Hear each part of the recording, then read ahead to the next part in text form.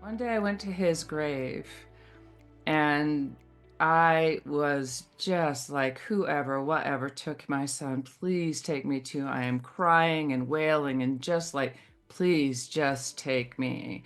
I just didn't know how to survive that. And then my body became calm and I started to stop crying. I have no idea how this calm came over me. Of course, I do today, but at the time, and I hear this message. It wasn't like words, but it was a message that comes through. It says, if this happened in your life, then you're meant to do something with it. Now go do it. And so it was then that I started to shift how I approached what was happening. And so I sacrificed myself. I spoke on radio and TV about suicide prevention and suicide and suicidal signs and contacts, and I spoke out about suicide for about a year after Logan leaving his human body.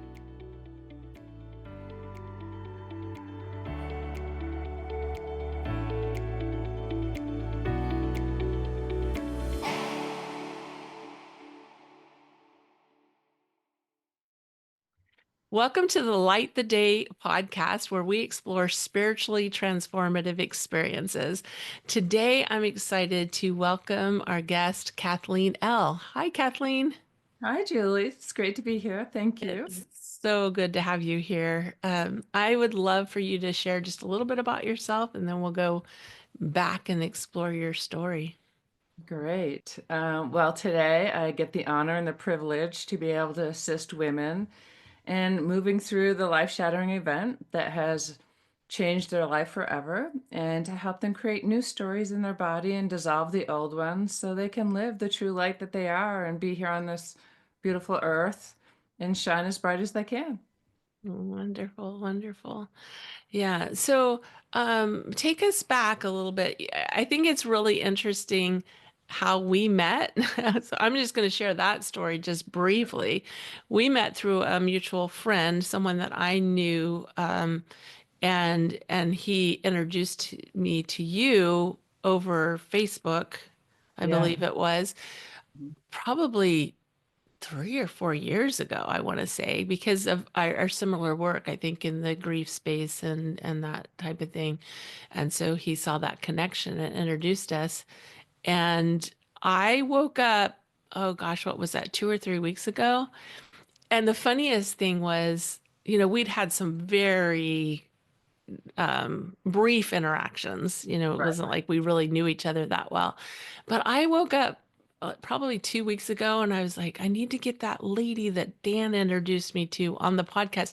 And I couldn't even remember your name. This is embarrassing. But I knew your face. So I thought, but I couldn't remember the name. I'm like, okay, well, I guess I'm gonna, and I didn't even really know your story. But I Oh, just woke up with this impression that I needed to invite you on the podcast. And when I opened up Facebook that day, your name was at the top of my feed, like isn't it? literally at the top of my feed. I'm like, that's her name. And I reached out and we spoke briefly about a week or two ago. And you shared some of your story with me. And I was like, well, no wonder I woke up with this impression to have you on the podcast. So super excited to explore your story. So why don't you take us back a little bit and share some of the events in your life that have transformed you? Yeah. I love how the universe brings us together, by the way. Synchronicities happen all the time when we're open and, we get guided often and we don't always take action on the guidance. We tend to ignore it often. So I love that you paid attention and we get to be here today. In 2010, my son, I had a life-shattering event in my life as well that completely changed my life. And in 2010, my son Logan was 19 years old. He took his life when he was angry at me and wasn't speaking with me. And a month Mm, later, I found out that he had written a note saying that included he didn't want me at his service. wow. So the worst thing that I have experienced in my life was to, hear that my son had taken his life. And then a month later, when I thought I couldn't get any worse or any lower, I found out about a note that wasn't provided to me right off. And I Mm, found out about the note through a medium, which we can talk about a little later. Yeah. about that particular item. And, that changed my life. I served in government for 25 plus years of my life. I was an elected official. I worked for the governor. I was the CEO and lobbyist for a large commercial contractors association. So I had, quite a bit of guilt and shame and blame inside me of thinking, if I can really truly serve and change people's lives as a legislator, how could I not save my own child's life? So I went down a pretty deep rabbit hole for about the first 3 months of really beating myself up about the situation of what I was facing. He has a sister that is 1 year, 1 month, 1 week, and 1 day older than him. And Wow. she was in college at the time. So I literally was by myself in Vermont where I lived. And one day I went to his grave. And I was just like, whoever, whatever took my son, please take me too. I am crying and wailing and just like, please just take me. I just didn't know how to survive that. And then my body became calm and I started to stop crying. I have no idea how this calm came over me. Of course, I do today, but at the time, and I hear this message. It wasn't like words, but it was a message that comes through. It says, if this happened in your life, then you're meant to do something with it. Now go do it. And so it was then that I started to shift how I approached what was happening. And so I sacrificed myself for about the first year. I sacrificed myself. I spoke on radio and TV about suicide prevention and suicidal signs and contacts. And, I spoke out about suicide for about a year after Logan leaving his human body. And it just got to a point where that it became so hard for me to torture myself and put myself out there in the public. About a week, it would take up to a week sometimes for me to regain the strength to stand back up again, you know? Wow. So I chose to just step into it a little differently. And honestly, since he has left his human body, I got sign after sign after sign after sign that he was still with me. You know, um, would love to share some of those signs, but those signs were the ones that really helped me keep moving forward and trust that there's something different here for me.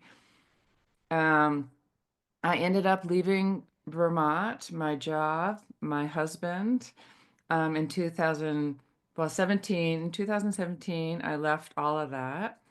And 2018, I moved to Charlotte, North Carolina, and started to delve deeper in my own personal development. I went to a cognitive thought therapist. I worked with energy healers. I worked with mediums when I was in Vermont, but it was like I was pushing a boulder up the hill. Mm, My life completely shifted. I was an overachieving, seeking for validation on the outside up until that point in my life. And that all shifted because everything that I thought mattered no longer mattered. It was that split second when you have a sudden, unexpected experience in your life that really requires us to either go further down that difficult road or decide that things need to change. And how they change, who knows? But as I continued to sit with plant medicine and, you know, became a certified master of a process called regenerating images and memory, and it just connected me deeper and deeper to more of what the truth is. And so yeah. today I get to help people change the stories they created around their earlier experiences and, dissolve the untruths of shame, blame, guilt, unworthiness, unlovableness, not worth being here, whatever label you want to put on that. So where they can create more truths around um, the experience from a higher perspective or from a perspective of observing and being a part of the essence of all of that. Yeah. Yeah, I love that. Yeah, and I'm curious, I have so many questions. So let me just let me just start with this piece because it feels like before all this happened, like it was kind of a very um, grounded physical life of, government service and, like you said, kind of that achievement wheel. Did you have like, did you have any connection with energy work, mediums, any of that before this happened? Was that part of your experience beforehand, or did this come on later? I had always been curious about it. I'd gone to see a shaman a few times and got readings. I've done, like, I had always had some curiosity about it. And, as I look back now, I sat on judiciary for 6 years as when I served in Vermont as a legislator. And, one of the years there was a debate about gay rights and, marriage. And you, at the time, I'd never been to college. I got to sit on judiciary. Like there's, again, like the synchronicities that happened. Now I just see how the web was weaved and why I needed to go through all that, or how I got to be able to do that. Because, first of all, for me to be elected was a pure miracle. It was magic. There's really no logical reason why I would have been elected. And that, we don't need to get into that, but there really wasn't. Um, and because of my experiences as a child, my birth father used alcohol as a mask for his pain, and he was fairly physically and emotionally abusive. I experienced physical, sexual abuse as a child. So, in bullying, like I had a pretty, I like to say, a pretty in-depth experience of challenging situations. Hmm. And there were, I repeated that pattern. So that created a pattern of seeking on the outside, as I mentioned earlier, um, worthiness. I belonged to three different religions. I married three different times. I had multiple jobs. And every time I got to a certain space thinking, oh, that will make me feel like I'm worthy, it didn't. So I wanted to just elevate again and again and again. So we all have certain, um, what I heard the other day, unhealthy love patterns, Mm, based on what we experienced as children and the stories we create as a child, because the subconscious only knows that. yeah. So I did play a little, and I want to go back to the civil unions piece. When we were debating on the committee, we knew that marriage wasn't going to pass, so we knew that there needed to be a middle ground. And so as we're talking about what we would name it, it just like came through to me. Why not civil unions? It's about civil rights and responsibilities, and it's about a union about for two people, so why not civil union? Today, I know that totally came through me. It wasn't me who came up with that. Hmm. And so as I look back, I think that it's been a big part of my life, actually, of keeping me safe, avoiding certain conflicts, like, or continuing to repeat the pattern until I learn differently. Um, and so it was after Logan that I really, it was almost like I needed it after he left his human body. Like I needed to know that it wasn't my fault and that he forgave me for all actions as a mother would to try to keep their children safe. Um, Right. so yeah, I was more open to it. I was more Yeah. open to the signs. Yeah.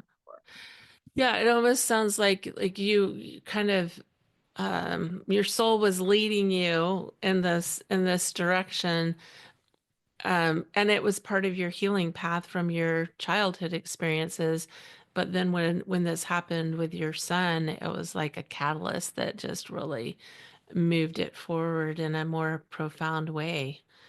Would you say that was? I would, and I just want, like for the listeners to hear this because I think it's important. When you have experiences that some people call trauma, traumatic experience as a child, multiple experiences like that, our body naturally builds a resilience. And so we can honor ourselves for being so resilient and be able to get through things like, oh, that just happened again. Let's just move on. Let's just keep going, where other people would be like crushed and can't do it because they didn't have that kind of an experience. And so with that resilience that I was able to build up and protect my heart from also prevented me from allowing love in. So, what you want to keep out, you also keep out love. You keep out the opposite. And so it took, I know many people might think, oh my God, how could she say this? And I'm still going to say it because it's what's coming through for me, is that it took my son leaving his human body for me to be shattered enough to be able to say, my body can't be resilient. Like I had plenty of nudges along the way, plenty of, I'd say, broken legs or whatever along the way. That wasn't enough for me. I literally had to shatter the pieces because as I explored more over my healing, I don't really like to call it healing journey. It's more of my awareness journey, the awareness that there's other truths available. I became more and more aware that it's not just this lifetime of my experiences. My soul was also carrying my past lives experiences that I hadn't become aware of a new story of, and the ancestral. Hmm. There was one of the journeys that I had with sitting with grandmother ayahuasca was she brought me through the three generations of losing our only son suddenly and unexpectedly. My son died by suicide. My mom lost her son, my brother, to SIDS when she was pregnant for me. And my grandmother lost her only son out of wedlock because, she wasn't married. And during those times, they took her son away. Wow. And so through the courage it's taken to possibly explore something different around, experiences that can be pretty challenging, I've been able to just like dissolve some of those deep-seated, very rooted beliefs about self.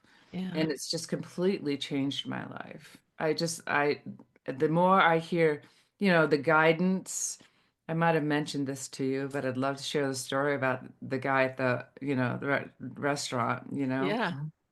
When we listen to the guidance and actually act on that guidance, beautiful, beautiful things happen.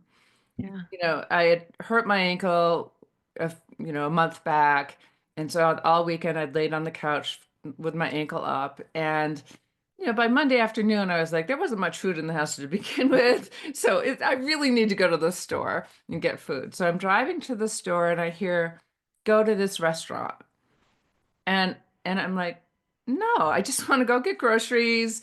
I want to just go home. So I go in and get groceries. I ignore the guidance. I come back out, I'm at the red light, and I hear it again, go to this restaurant. And I'm like, I don't even really love their food. I've got food in the car. I don't want to go to that restaurant. I'm going home.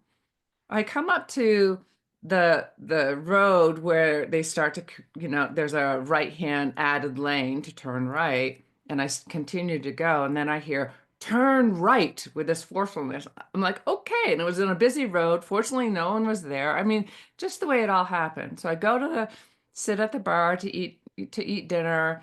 I have a little bit of an attitude. There's a guy that's two seats down for me, and I'm like, I do not want to engage with anybody. I came here like you told me to. I'm just going to eat and go to bed. So don't talk to me. And so, of course, there's an engagement starting, and I start to just give one word answers or two-word answers, which is really unusual for me. And I hear this, stop being a bee, that's not who you are. And I'm like, okay, okay. So I start engaging with him. And sure enough, his wife of 35 years had died less than a year ago. He hadn't talked to anybody about it because he didn't want to feel pitied or they're, feeling sorry for him. He didn't want that. So he said he'd been to this restaurant once a week at least for almost a year, and even the wait staff didn't know that he had Mhm. lost his wife. And so I start just talking with him about that and talking about her to him and asked him if he has, I said, "Are you aware when she visits you?" Because I'm very careful. I don't want to project anything onto people who don't want to hear it. Mm-hmm. And he goes, "Well, sometimes I feel her energy, but I don't know if I believe in that." And I'm like, "That's okay. You don't have to." We continue to talk. And by the time we were done, I said, "I have a book that I'd love to gift you. If you're open to it, I'd love to send it to you. Would you like it?" And he goes, "Sure, why not?" And so he gave me his address, and in his address is the number 33. And why I just laugh and smile because I started laughing at the time. My son shows up. That's one of his signs. His sports number was 33. And so that was one of the first things that started to show up around me was 33. And Mm-hmm. so this guy says, "What are you laughing about?" So I tell him how my son shows up and he goes, "That's cool." I said, "Okay. You know what else is cool?" I said, "Here's how I got here." And I said, "That was your wife that pushed me to come here. She was not going to take no for an answer." And he started to chuckle a little. And then I hear these words, "Ha, gotcha." And I said, "I don't know where these words are coming from," because I knew it was from her, but I was like, I just heard, "Ha, got you." And he started to laugh and he goes, "That's exactly what she would say to me." And so when we listen to the guidance, the gift of being able to be the light that we are. Like, not only did he feel more at peace and grounded and connected to his wife, I got the joy of being able to experience that. So it's just listening to our guidance really makes a difference. And Yeah, then acting on it. It does right. matter. Mhm. Absolutely. I love that so much. You mentioned seeing a medium after Mhm. your son passed away. Will you share a little about that and how that maybe changed your course a little bit? Sure. So I did believe in mediums anyway. So, one of the first things I wanted to do is connect with my son. So I contacted someone in New York. I don't remember where in New York, but she wanted to know who I was or anything about me. And as we were chatting, she goes, "There's something they're not telling you. Get the police records," because my son died in another state where he was with someone else. It's their story. I don't want to talk about their side of this. This is Right. not for me to say. And and so that gave me a little hope because the way my son died, like he hung himself. And so um that gave me a little hope of like, oh my gosh, maybe it was accidental, you know? And so I called the police, and the responding officer picked up the phone. And I asked, "How do you know it was suicide?" There was a lot of attitude from him. There was a lot of attitude. And I'm like, "How do you know it was suicide?" He goes, "Because I know. And why are you questioning this?" And I'm like, "Because I just like, I'd like to know how you know it's a suicide." Long story short, he said, "Because of the note." And I was like, "What Wow. note?" Because I was told there was not a note. Mm, And long story short, he reads me the note and I was just crushed. Like, mm, I didn't think it could have been any worse than what it was. And it was, a thousand times worse because I was feeling guilty enough as it was. And mhm. then to have that note, that's been, I will say, Julie, that was the hardest thing for me to become aware of other possibilities around the note. Yeah. Like that took the longest for me out of all experiences. That took the longest for me to realize, you know. Hmm. And to keep it short without including other people, what I would say the new awareness I have around why he might, because he was very strategic. You know, there were other people involved, and he made sure each person how to part to play. Like that he was angry at everybody and everything, Mm-hmm. and I came to the new awareness that had other people not been included in the note, that note would have come out right away. And, you know, I served in government for 25 plus years, and Vermont's a small state, and I also served in local government. And, like I was fairly well known, so people think, or so I thought, And so had that note come out, I'm not sure that I would be here to talk to you today. Yeah, I'm pretty sure that I would not have survived that if that note had come out and was public, you know, in the beginning. in the beginning. Yeah, Like there was, even though consciously he may not have known what he was doing, I am saying his essence knew exactly what was happening. It was like it was all part of the contract that we had from before we even came here. it's so interesting that you mentioned contract because as you were, kind of talking about your growing up years and then the to end up in government and how unusual that was and all these circumstances that you've lived through, I can relate to that so much, and I just as you were sharing that, I'm like, okay, we need to talk about soul plan. And Mm, so I love that you brought up contract because it really leads us into like, what are your feelings or thoughts around the soul plan? Because I just feel like you, your soul wanted to experience a lot. mhm, And mhm. that's why you have had such Yeah. a range of Mhm. challenges and successes. Yeah. And so I'm just curious how you feel about soul plans. Oh, I absolutely believe that we're all playing a role in each other's lives, and we agreed to that on the other side. And that really has helped in so many shifts, not only for me, but for my clients and during the retreats. Like they're if we're able to say on the other side, I'm just going to say, my birth father, growing up, he shot at us. Like I literally was shot at as a child, and on the other side, say that I said, will you play this role in my life? So where I can understand the challenges that many people go through from a deeper level. And I can also dissolve the beliefs that I created about myself later on in life.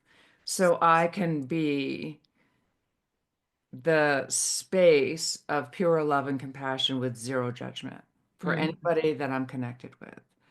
And he says, I really don't want to play that villain. Yeah. And I love you enough. I will do that for you. So he comes down, and then there's all kinds of other, and even with my son, like, do I know that he was going to die by suicide young? No. And I also know that our soul agreement, including my daughter's and his dad's, like our soul's agreement was he was going to leave this earth early. Now, and of course, it all kind of connects, like we have soul plans, and it's kind of like the tree of the trunk. We're the trunk of the tree, and there's limbs, and then there's branches, and then there's buds, and then there's leaves, like, and there's infinite paths we can go. Mm-hmm. So all depending on how early I was going to wake up and become more aware or not, that all kind of, like it kind of spreads in a different direction. But the soul plans are all laid out. So where whatever choice we choose, there's other opportunities to come back to the trunk of the tree, your soul, your spirit, the truth of who we are. And I absolutely believe as I look back over the web of my life, like all everything that I get to experience, whether I spoke to the Brazilian parliament about women and minorities serving in government, or going to Israel and being a young political leader and understanding different cultures and whatever it's been, it's absolutely because I was meant to experience all of that to be here in this moment. And what if I just love this feeling of this, Julie? It's like, what if we go through what we go through and we become aware that that none of us are victims, none of us are perpetrators, none of us need to be rescued or rescue anyone else. Like we all have that light within us. We just get to clear that fog within one of those strands of our web so where that light continues to expand out and how we're all connected. So we shift the energy, the frequency of the infiniteness of who we are. And so when we come from that space, or when I come from that space, and you can see I get excited about it, it's Yeah.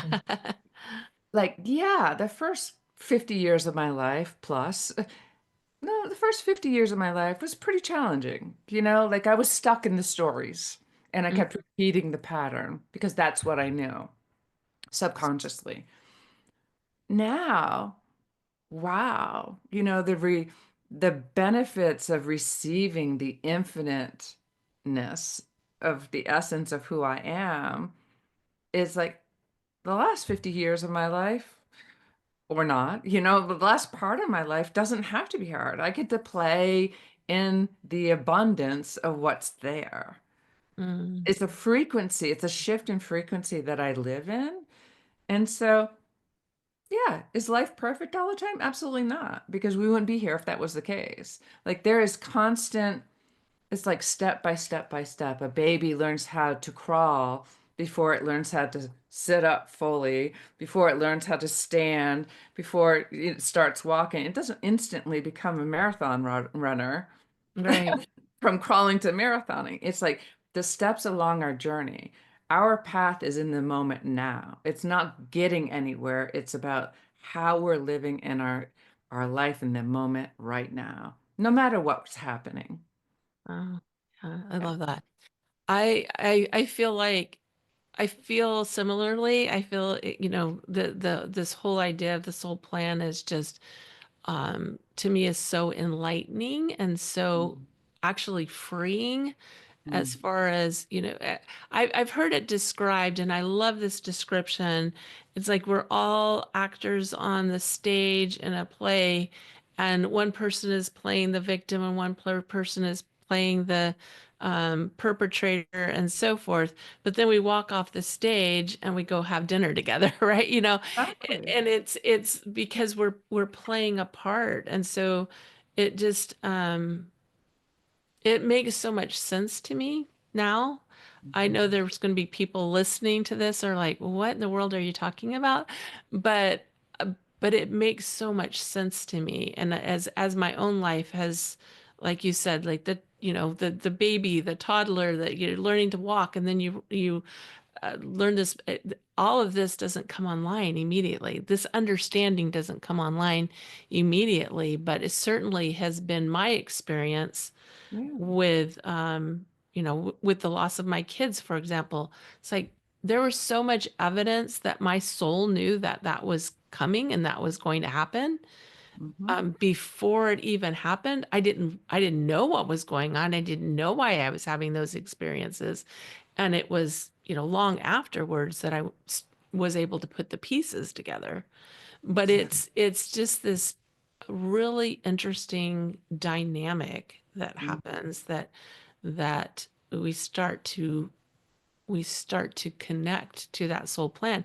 And there's people that are here, and their soul plan is to just experience life on the stage without any awakening to any of this. Sure. And they're just going to be playing this role and just playing this part until they leave this incarnation. And Yeah. that's okay too. And so it just gives us so much freedom to love and appreciate everybody in their own experiences. Oh, I love that so Yeah, much. I love what you're saying there because I really want, when people are hearing this and questioning it, and it's you'll hear, and I know that you've seen, I'm very careful with what I speak, what words I use, because this isn't about blaming others. Right. This is about freeing all of it. It's a subconscious pattern in which we're carrying out until we become aware it's there. So it's the ability to be curious about what's happening instead of being angry about it.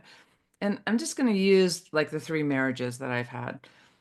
I like to say two because the second one wasn't so whatever. I didn't want to do it, but I gave my word, so I had to do it. So I did it. But, anyways, Yeah. there was a frequency in which I went into those marriages with. When as a child, I felt like I was the moderator, the facilitator, which interesting enough I become now. But I was the one that tried to calm the situation. I was the one that was rescuing others in the family. Like I became the rescuer. And so, when I was the energy that was created when I was rescuing others was as a young child, I was like, who's going to rescue me? There's Mm, energy about like, what about me? And so, you know, as I went into these marriages, each of them were at points in my life where I wanted to be rescued. I needed to be rescued. I married my last husband after Logan had taken his life. And I was so crushed. I wanted someone to carry me. Like I yeah. didn't know how I was going to continue to walk. And so each of the marriages I went into was with a different frequency. So a frequency that I needed to be rescued. So that attracts a frequency of someone who wants to control, to have, like the one who has the money, the one that has the control, the say in everything. And so I went into those marriages feeling like I wasn't worthy. So it was out of balance. Mm-hmm. And so obviously it wasn't going to work. They all were beautiful souls that gave me so many gifts Mm-hmm. and so many challenges. Like I'm not like, and I was the one that chose that because of the frequency in which I showed up. It wasn't like I consciously said, "Oh, I want to go into a marriage feeling like I was worth less than them." That wasn't a Mm-hmm. conscious thing. From the outside, people would have been like, "How could you say that?" You went to, you know, the successes that society sees on the outside is not what you feel on the inside or present on the outside. So it Mm-hmm. attracts certain energies. So instead of looking at people as if they've done something to you, there's an opportunity. You can choose or not. Like you don't have to do this, but you get to choose to say, I want to be curious about what I'm believing about myself inside that would attract someone that really doesn't feel the vibration in which I want to be with. And Yeah. it takes away judgment on others and also on yourself. When Mm-hmm. we come when we become aware, we're frequencies. Yeah. And when we are able to play with that frequency and be like, that just happened. So what am I believing right now? Sometimes it's you, and sometimes it's like people are attracted to the light. So, people are going to come to you anyways, but you get to say, you know what? I wish you well on your journey. I'm not feeling like we're in alignment right now. No rejection, Yeah. just not in alignment. It just I love shifts everything. I love that so much because, and shifting to that awareness of frequency and whether we're in alignment or whether we're in resonance versus right and wrong. Versus the label, you're wrong, I'm right, or I'm wrong, you're right. It's like, does it resonate or not? Right. And it's, I play the piano. So if we think about notes on a scale, there's some notes that resonate and some that don't. And they're used in different scenarios to, express different things. And it's so I love what you're talking about because that makes so much sense. And just kind of letting go of the judgment, going, yeah, that particular thing doesn't resonate with me, Hmm. and it's not they're right and I'm wrong, or I'm wrong and they're wrong and I'm right. It's more just like that doesn't resonate with me. So I'm going to go where I feel resonant until I don't feel resonant there, and then I might move to another, and so we're just in this space of finding resonance. Yeah, and you still get mad. Yeah. So I Yeah. just want to say, in part of this, and we can even bring politics into it because it's all the same thing, Hmm. I really feel that certain woundedness is being magnified right now. Hmm. So we can explore and actually start to play with feeling our feelings, women particularly. You know, Hmm. we've been programmed for since the beginning of time that women need to be quiet, they're property of other beings, that you can't speak your truth. If you do, you have, like there's danger involved. There's all kind like there's been programs. It doesn't mean it's For wrong. hundreds of years. Hundreds for Yeah, centuries.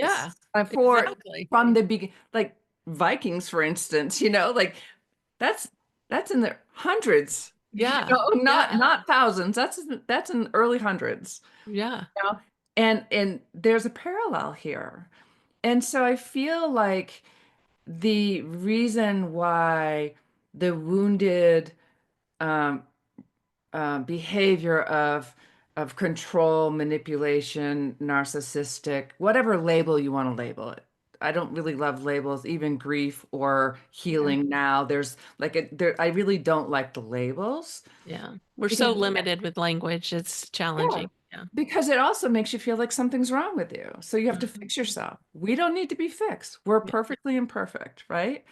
And so if we're able to, so, it's being magnified because these are the steps that I really truly believe it's coming to me now that I think the world gets to play with. First, feel what you're feeling. Are you feeling angry? Are you feeling scared? Are you feeling frustrated? Whatever, feel it. Like let it flow through you. It's required for us to feel it now. We've pushed it aside many times, women particularly. So if we allow ourselves to feel it, that will allow our bodies to calm. It won't be on reactive mode. It will allow our bodies to calm, and clarity comes through for the next steps you take.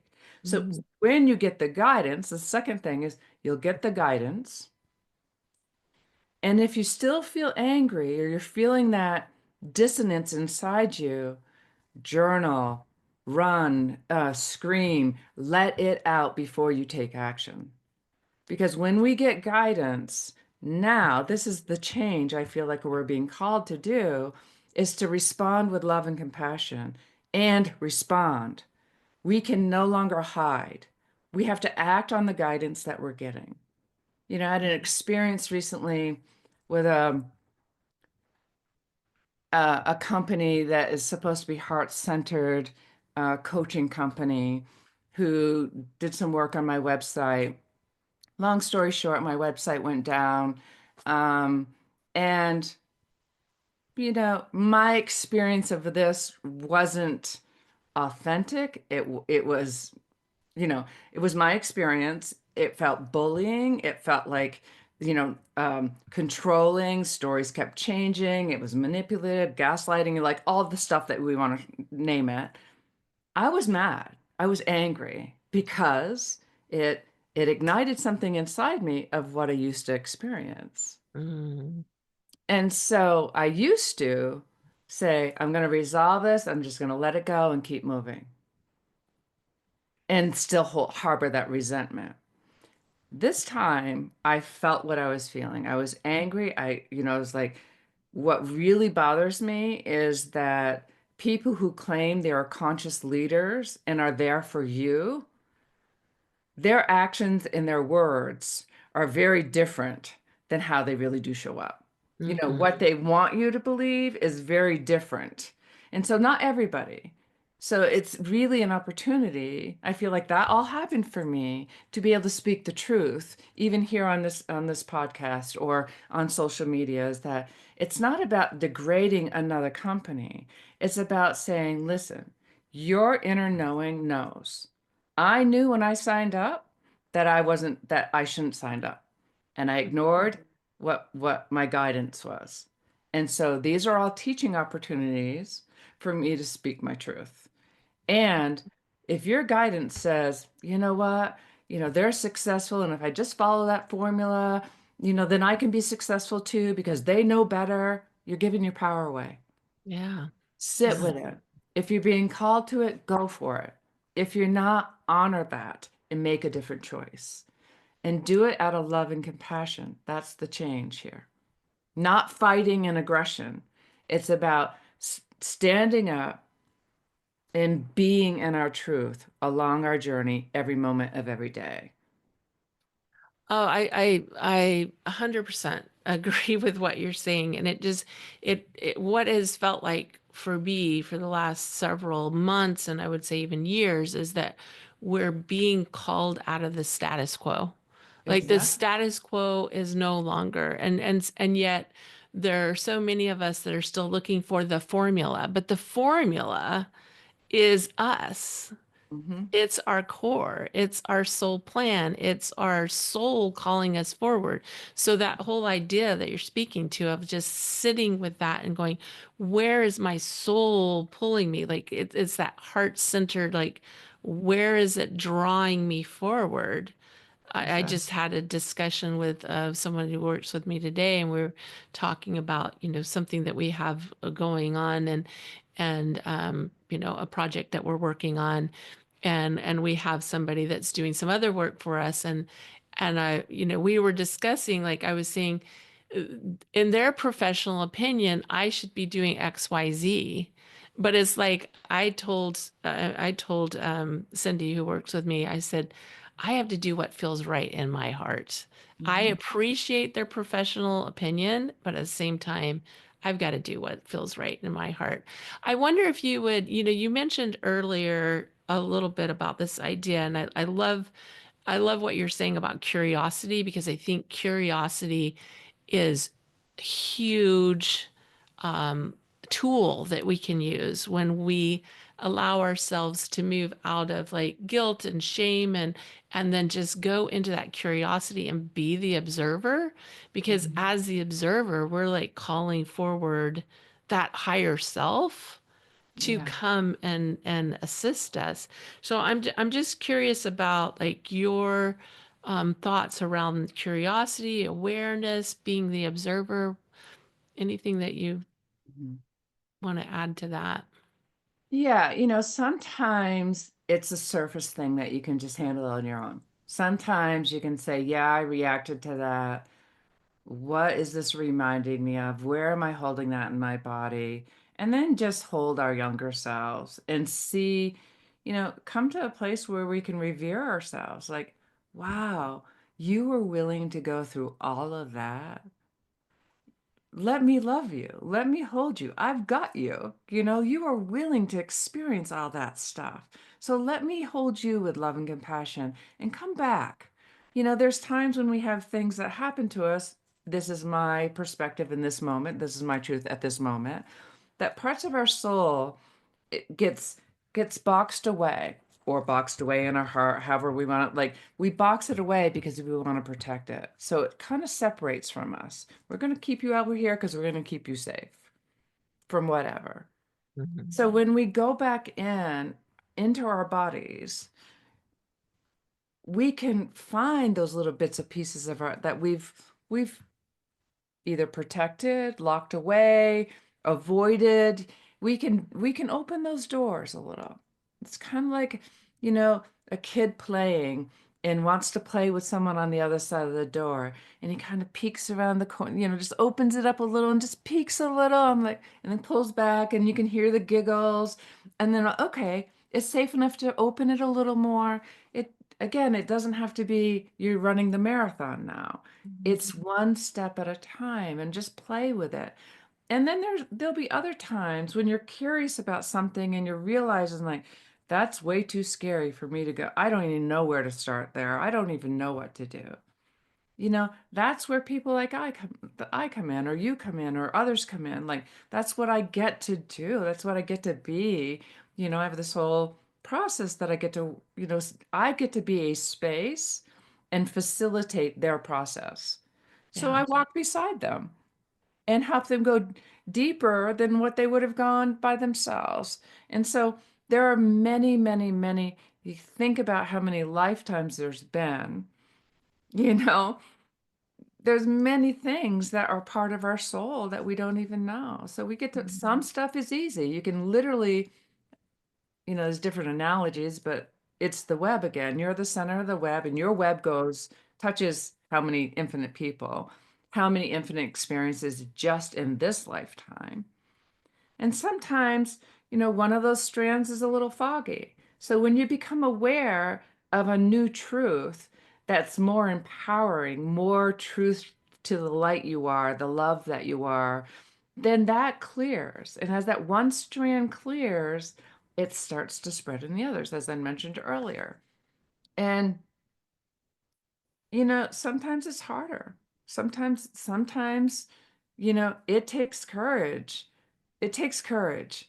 You know, that I know you understand what I'm saying, Julie. I've worked with grief since 2010 and full time since 2017. And it isn't not many people want a new story. Like it takes Mhm. courage to create new stories Yeah. for whatever reason, I'm not judging it. It takes courage. So if you're courageous enough to play a little to just clear some of the fog, and then you get to a space where you're like, I don't even know where to begin. Then, co-creating is one of the most beautiful things ever. Yeah. I love to co-create with others because I might have some ideas, but then when you bring in other people's ideas and then you bring them together and there's this whole new idea that Yeah. has been waiting there for you all along, which there's even more. The more we get to co-create, the more expansion there is, I feel. And so being curious along the adventure, I've worked with many beautiful teachers. Jennifer Huff is the one that taught me about being curious along the adventure. And we worked energetically and holographically and all that stuff. And there's no separation with any of us. There's no separation. You mentioned music earlier. Music is the one language that everybody understands. Mhm. Yeah. And so if we can all love music for what it is, what does it matter what color we are, what race we are, what does it matter? I Yeah. mean, what does it matter? Yeah. As you're talking about this, this co-creative process and walking alongside side of someone, I was reminded of my experiences going into a cave. And Mhm. and when you go into a cave, if you're on your own, you're like going 5 feet in and then you're going out. But if you have a guide, anytime that I've explored a cave to any depth at all, I've always had a guide. There's always been somebody leading our group and Mhm. guiding us through the cave. And because they know, they've experienced it, they are, and so that's what I think of when I think of Mhm. if somebody is courageous enough to enter the cave with a guide, they can go so much further and explore Mhm. so much more and have so much more of a positive experience Yeah. doing that work. So I love that. You Mhm. also mentioned plant medicine, and I know that's a a part that you're very familiar with, and it's not something that I'm terribly familiar with. So I would, if you would share with us a little bit about what kind of your experience with plant medicine and how you have found that helpful. Yeah, I have, taken many courses on self-development and the books and the learning, and I can intellectually understand a lot of things. And what the indigenous medicines have, the spirits of the plants have helped me work with and explore is that people like me, I can speak for me, the type of experiences that I had as a younger being here on this earth in this lifetime, I have I have a resilience, like I'm pretty, I can get through a lot. And so when you have that kind of built up resilience to protect yourself, sometimes it's pretty hard to open up those doors, those walls to see what's really inside your subconscious, inside your cells. Um, and so what plant medicine has done for me in a safe way, now I need to just make it very clear that if you're sitting with plant medicine, you absolutely have to feel safe with the facilitators, with the taita, with the person who is serving. If you are feeling unsafe at all, then your inner guidance is saying, try someone else. It Mhm. doesn't mean that particular facilitator or that particular server isn't qualified. It just means something's not in resonance there. And so it's really important to know that whoever you're sitting with, they have deep experience. You talk to other people who have sat with them to make sure that they're in alignment with you and that it's in a safe and they know what they're doing. Because plant medicine is sacred and it does open up a lot of doors. A Mhm. lot of windows. And so what plant medicine does for me, it kind of like breaks down that it literally dissolves the walls. So where I am able to explore deeper with what my cellular memory is. So where that cellular memory can change. Now, when I've sat with many medicines, ayahuasca, iboga, um, uh, tepesquite, psilocybin, cannabis. Like I've sat with many different uh, spirits of the plants, and each of them are different. Each journey is different, and I will say that the journeys are about 20% of the process. Mhm. The journeys help you become aware. Then you go home back to the environment that you've known. Now you have all this new information. What do you do with it now? Yeah. So integration thereafter is absolutely critical. It absolutely should be planned on that you have someone that you're working with or that you sign up for the integration courses thereafter because that continues to give you support along the way. It helps you to embody the truth of what happened. Like I mentioned earlier about the three generations. So in that ayahuasca ceremony, it wasn't only grandmother ayahuasca and me, it was the helping spirits on my side. It was the Icaros, it was the music, it was the Taita and the shamans and their assistants as they came over and helped, dissolve. What happened in that journey is that I was carrying the deep sorrow and pain and shame of each of my past lineages around the loss of their sons and the way they lost their sons. Mhm. And and because I was able to dissolve we globally, Yeah. I had the courage to step into it. I chose to stay in the journey because we have choices along the way.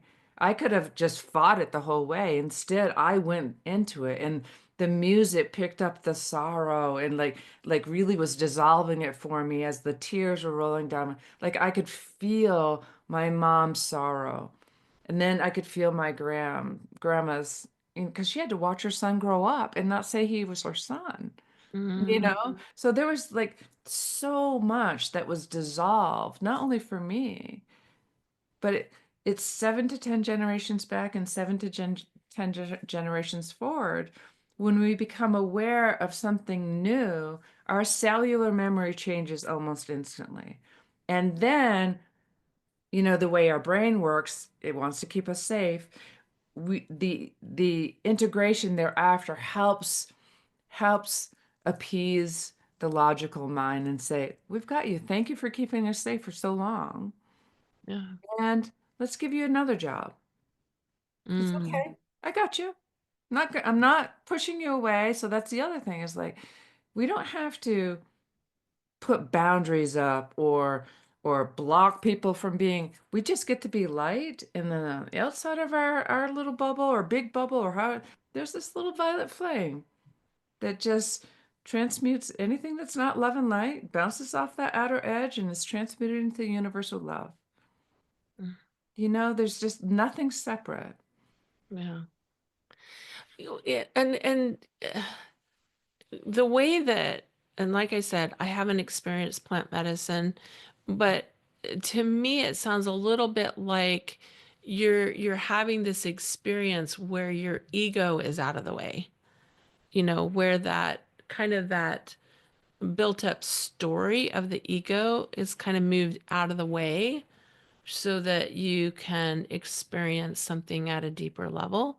And then that integration process is like, now that I'm coming out of it, like my ego is back. And now how do I integrate this new awareness into my day-to-day life and my experiences with the ego, it's this, I don't know. What are your thoughts about that? Does that Yeah, resonate? the way it feels to me is more like the ego is softened. Mm, mm, It's just softened. It may be sleeping, yeah. for a bit, and the truth comes through much clearer. Let me give you an example.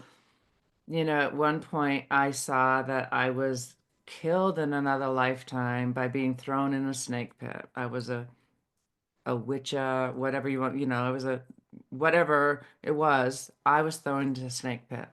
Now, globally, I don't think I've ever heard anybody else talk about being thrown in a snake pit. Their heads cut off, they're tortured, they're hung, there's all kinds of burned at the stake. But I hadn't really heard anybody else. So I was like, I wonder if there still was that question. I was like, I wonder if that's just my imagination. Is that, Hmm. because I used to be petrified of snakes. I couldn't even look at one on a piece of paper. Wow. Today, I'm not like that because of that journey that I was able to move through. That's a pretty scary experience if we allow our ego, because the ego's still there, to resist the darkness. And what if it's not darkness at all? What if it's just untruths that are stuck inside you? And that is a representation about what you feel about yourself, Mm, you know, or because of a story you've wrapped around some earlier experience from another lifetime. yeah. So recently, I brought up Vikings earlier. Recently, I've started watching that series, fast forwarding through the violent parts. Um, And on that, there literally was a snake pit, and they threw some guy into it. And I'm like, oh my Mm, gosh, it did happen.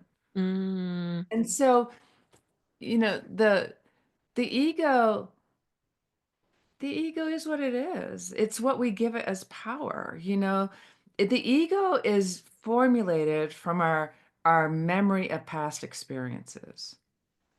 And anybody who's sat in medicine, anybody who has gone through past life regression, anybody who's gone through hypnosis or any other kind of modality that opens up new awarenesses has the knowing that truth is what it is until it changes. Truth changes all the time based on the awarenesses that come up.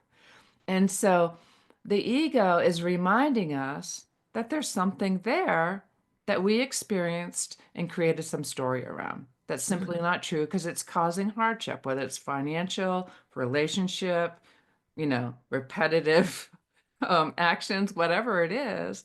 it's just that reminder. The ego is like, hey, you know, the unknown is much more scary than the known. So I'm just going to keep you in this known because Mm, that's going to keep you, you know this. So you're comfortable with it. You know how to react. You know how to, keep moving. You know how to survive. mm, And what if we say, hey, ego, thanks so much for letting me survive because thank you for helping me survive. I'm ready for something new and actually live and just play and have fun. Like work can be play, work can be fun. And it's just recreating new, it's not just. There's nothing just about this. mhm, It's just taking that, stepping through the fear, that one step and playing and exploring in something new that's small. And you're like, "Oh, okay, nothing horrible happened. Let's take one more step and then one more mhm, step." mhm. Sometimes it's a giant leap forward. Sometimes you might step back. Well, and Yeah. actually, as you say that, I think about your experience where you felt this nudge to go to this restaurant, for Hmm. example, and somebody who hasn't learned to follow that guidance or even hear that voice would maybe not have made that right turn, maybe not have done because they haven't practiced that listening and trying and just testing. Hmm. And so it's um sometimes we what I find is a lot of times, and I've done this and I've seen other people do this, it's like we want guidance, but we're not willing to listen to the little guidance every day. So then we want guidance when it comes to the huge things in our life, like who do I marry? What do I study? So we want this guidance on these huge things. We want the 5-year plan, and we're not used to hearing like I did the other day when I was preparing for a trip, and I kept hearing this nudge to get to bring paper towels with me. Hmm. And it was just this simple little thing, but as I left the house without him, and then I had stopped at the grocery store, and I ended up at the end of the paper goods aisle, and I'm looking down this aisle, and I'm like, and I heard it again, get some paper towels, and I thought, why am I ignoring this? This is simple. Just Yeah. go get the paper towels. And it turned out where I went, we were running out of paper towels. So it's allowing ourselves to, like you said, like play in this piece of we kind of make things too serious, and it's like all big and what if it's just the little things? What if it's just the little things and moving forward in the day to day? Yeah, and what if we just give ourselves grace and ease for wanting to plan 5 years out because that's been the societal program in the masculine way is that you set goals, this is where you want to be, you take action to get there, and even if you're getting guidance to go somewhere else, you just push through, even if it's hard, you just have to keep pushing through and oh, okay, you've accomplished that goal. Oh yeah, I'm still not feeling like I thought I would. So I have to do it again. And then again, that's what I lived my first 50 years like. Yeah. So what if these were just societal programs and no fault of the masculine way? We're all feminine and masculine. Recently, I've been like, okay, so I served most of my life in my masculine energy. And then for a while, I served in just my feminine energy, thinking, kumbaya, yes, I get guidance, but you're going to do it for me. I don't have to, so I'll still sit here. Like Yeah. we can't think someone else is going to do it for us. And so as I brought, the pendulum swung both ways. Bringing it So as I balance. come back to the center of the core of the trunk of that tree, and I live in the moment, knowing we have infinite opportunities that are there. Wait, like it is everything better and beyond. We can have ideas of what we want to create and really take steps toward those creations. And when we're present in the moment, we're going to be guided in the direction that could be even better or more or beyond what we could have even imagined that we wanted.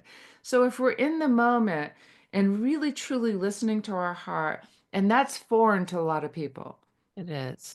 It was foreign to me because frankly, I didn't know what love felt like for the first 50 years of my life. I thought Mm-hmm. I did. I loved people as much as I could because I loved myself as much, I loved them as much as I loved myself. Mm-hmm. They were mirrors to me of where I was in my life in any moment. And so it's not about judging where we've been or planning where we're going. It's about being in the moment and having that play and that curiosity and that exploration, the courage. You don't need to be strong anymore. You get to be courageous and choose you along the way. How often do we say, oh, someone needs me, they called and, they want me to meet with them for lunch tomorrow. My day is booked, I'm packed, but they need me, so I'm going to go anyways. Even though nothing inside you wants to do that. How Mm-hmm. often do we just do that because we think someone else needs it? What if we felt into our body and said, you know, it doesn't feel right for tomorrow. Is there another day that we could explore? Mm-hmm. And the gift you give yourself is that your inner knowing starts to trust you're going to choose you. Yeah. And then you become the inspiration just by being and acting on what's right for you for others to do the same thing. And we give them a gift by saying, the time I spend with you is the time I want to spend with you.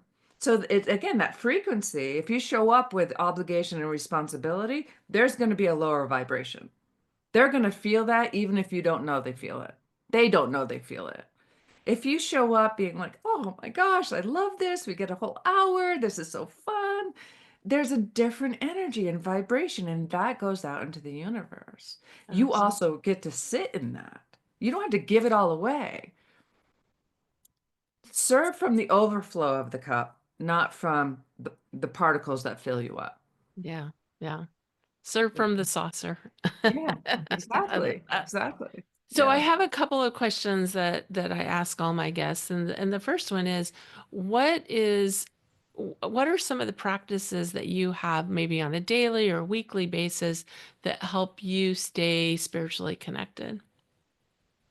I wake up every morning and just feel the things I love about myself, what I'm grateful for. I thank the my helping spirits, my ancestors. I literally go down a journey of how connected I am to everything. So if we were really to just sit and feel of like my soul has been willing to experience all this, wow. Like I get to be in a human body. I get to feel emotions. Like I get to, you know, play with other people. And so I really go down that journey of like and and and feeling in the morning what it's like to go to bed at night with the joys of all the or betters that showed up, the surprises of like, oh my gosh, I just got to sit with someone who really feels more peaceful and actually cried. Like, what a gift. Yeah. Like, so I sit in the feeling like my day is done and I just had the most expansive day possible. All the little things that are on my to-do list or what I get to do. Like today, I was like, oh, the podcast was just so fun and engaging and, new things came up and, just that's my morning. I also have a soul sister that I sit with on Zoom every morning. We pull, one of the medicine cards from the animal deck of just, and we do that. It's about the co-creation and we play with what's it. we often talk about what's been presented during the day, and then we're able to engage from a deeper level of, instead of being just complaining about it, we're like, okay, how is this for us? What are they showing us? Yeah, oh, I did stand and speak my truth, or stood in my truth. Didn't need to speak anything. I just know. Yeah. Yeah. It's a beautiful place to be, is Yeah. to just, to feel that strength of the core, to stand in that space. And Mhm. it's such a loving place for ourselves, but for everyone around us. When we're all, I think about, we so often look outside of ourselves and think, oh, this needs to change, or this needs to change. And I think, what if all of us were just in that space of loving ourselves? How would the world change if we could just be in that space? And I often feel like the most important thing I can do for the world is to be solidly here. Exactly. And if we were all doing that Mm. in our own unique ways Yeah. and honoring everybody's journey, the world will change, because I think that's where we're headed, is that's the energy that is in the world right now. If I look at, It's um, shifting right now. it It's not is. will, it's happening It right is now. happening right now, because we can't deny it. Like, I look at what the world was like when I was born Yeah. 60 plus years ago versus what it's like now. The opportunities for women versus what's available to us right now. Just the shift, and you just even see it in the individuality of people and their willingness to be individuals, and how beautiful that is. Anyway, I have loved our discussion. Thank you so much. I know there's going to be people who are going to wonder how to get a hold of you. So what's the best way for people to connect with you? My website's just CathleenL.com. So it's my full name.com or Emerging from Loss, either one. You can find me on either. It will go right to my website. I'm also co-hosting a retreat here in New Mexico on March 3rd and 7th through 9th with a medicine man. So if you're curious about that, just connect with me. I'm on social media, Kathleen L Inspires. Just look up Kathleen L, you'll find me. Awesome. Thank you so much, Kathleen. I have so many more questions for you and so many more things that we could explore. Maybe we'll have to have another conversation sometime, but Sounds great. thank you so much for being here. I've loved our conversation. Thank you for having me, Julie, and I'm so glad you followed your guidance and we got to connect. Like, truly, thank you, Dan, for connecting. Yeah. Absolutely. And our children. Exactly. Exactly. Yeah. Thank you.